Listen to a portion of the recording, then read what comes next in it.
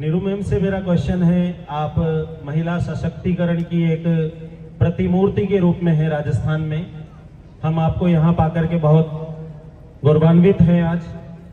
आप एक प्रेरक शख्सियत हैं हम सबके लिए, और आप एक गृहिणी के रूप में, एक माँ के रूप में, एक सोशल एक्टिविस्ट के रूप में, एक सामाजिक चेतना के रूप में हैं। और पूरे झुंझुनू जिले का आप नाम पूरे देश भर में ही नहीं, विश्व भर में कहीं न कहीं आप एक पहचान बना चुकी हैं। मेरा आपसे एक प्रश्न है कि ग्रामीण क्षेत्रों में आप चूंकि हॉकी वाली सरपंच के नाम से प्रसिद्ध हैं, परंतु हम ये चाहते हैं कि आप हॉकी के साथ साथ ग्रामीण क्षेत्रों में मानसिक स्वास्थ्य को लेकर के और कार्य करें, जिससे जो बच्चे कई बार मानसिक दबाव, तनाव या सुसाइड अटेम्प्ट को लेकर के और इस तरह के कदम उठा लेते हैं, उसके लिए आप क्या कुछ प्लानिंग कर रहे हैं या आप इस बारे में क्या सोचते हैं? सबसे पहले तो मैं ये कहूँगी कि चाहे हम ग्रामीण परिवेश की बात करें या फिर हम शहरी क्षेत्रों की बात करें, आज अगर हमारी मेंटल हेल्थ अच्छी नहीं है तो हमारी फिजिकल हेल्थ भी अच्छी नहीं हो सकती। लेकिन सबसे बड़ा सवाल क्या है कि मेंटल हेल्थ को लेकर के कोई बात नहीं करता। ग्रामीण क्षेत्र के अंदर अगर हम बात करें और किसी भी बच्चे पे कोई डिप्रेशन है या किसी महिला पे है, किसी बड़े बुजुर्ग के ऊपर है, तो हम कहीं ना कहीं उसको, अगर वो किसी साइकेट्रिस्ट के पास जाता है या अपनी बात किसी के सामने रखता है, तो एक नैरेटिव सेट हो जाता है कि ये तो पागल हो गया है। ऐसा ही ग्रामीण परिवेश, तो हम इस चीज पे कभी बात नहीं करते हैं। और सबसे बड़ी बात क्या है, इस मेंटल हेल्थ से निकलने की चुप्पी जो ग्रामीण क्षेत्र में हम देखते हैं कि कोई भी इस पर बोलता नहीं है, चाहे वो बच्चे हैं, चाहे वो पेरेंट्स हैं या कोई बड़े बुजुर्ग हैं। आज हमारे जो बड़े बुजुर्ग हैं उनके पास कोई बात करने वाला नहीं है, वो अपनी बात किसको बोले।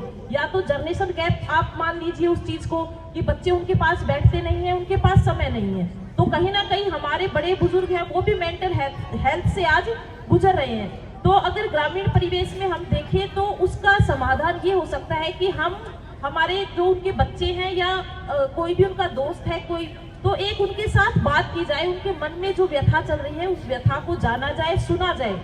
मेरा मानना ये है कि अगर आप किसी की बात को सुन लेते हैं ना, एक शांत कान जो है इस समस्या को खत्म कर सकता है। जब व्यक्ति अपने मन की बात वो जिसे बताना चाहे और उस व्यक्ति ने अगर उसको 1 घंटे या आधे घंटे उसकी पूरी व्यथा को सुन लिया, तो मैं ये सोचती हूँ कि उसकी जो मेंटल हेल्थ है वो काफी हद तक ठीक हो सकती है। दूसरी बात, हम बच्चों की बात करें, अभी जो नाटक प्रस्तुति हुई, मैं वहां बैठी थी और मैंने बड़ी गहराई से उस चीज को देखा और नोटिस किया ये बात कि मेरी आंखों में भी आंसू आ गए थे जब उस बच्ची की जो व्यथा थी वो बता नहीं पा रही थी किसी को। तो कहीं ना कहीं हमारा परिवेश ऐसा हो गया है कि ना तो पेरेंट्स के पास समय है इतना कि वो अपने बच्चों के साथ ऐसा बॉन्ड स्थापित करें कि वो अपने मन की बात उन्हें बताएं, ना टीचर्स के पास में ऐसा है। देखिए, हर बच्चे के अंदर अपनी अलग प्रतिभा होती है। कुछ बच्चे हैं वो बहुत अच्छा एजुकेशन में कर जाते हैं, कुछ बच्चे हैं जो खेल में कर जाते हैं।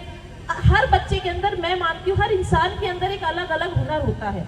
लेकिन समय की ऐसी मांग है या फिर जो सोसाइटी में चल रहा है कि हम अपने बच्चों को शुरू से ही या तो अपने सपने उन पर थोप देते हैं या समाज या सोसाइटी में कुछ चीजें हो रही हैं तो वो हम उन पर थोप देते हैं। एक सबसे बड़ी समस्या क्या आती है, जब बच्चा छोटा होता है तभी हम अपने बच्चे को अगर अपने साथ कहीं लेकर के देखिए, वो बालपन में है तो वो बाल हट करेगा, वो उसका नेचर है। तो हम क्या करते हैं कि हमारी बेइज्जती मत करवा देना।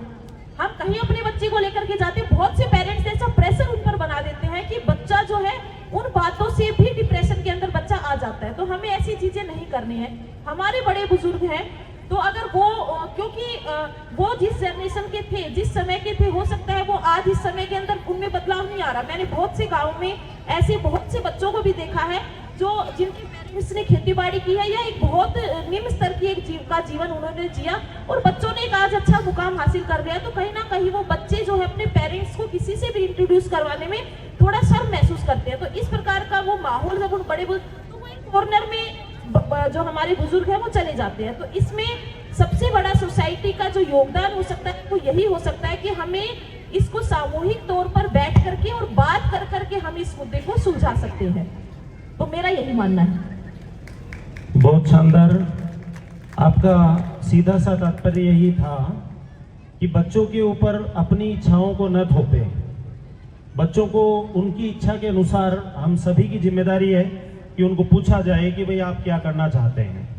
जबरन उनको डॉक्टर बनाने या इंजीनियर बनाने या आईएएस बनाने, आरएस बनाने के लिए हम दबाव न बनाएं, तभी जाकर के बच्चों का बेहतर मानसिक प्रबंधन किया जा सकता है।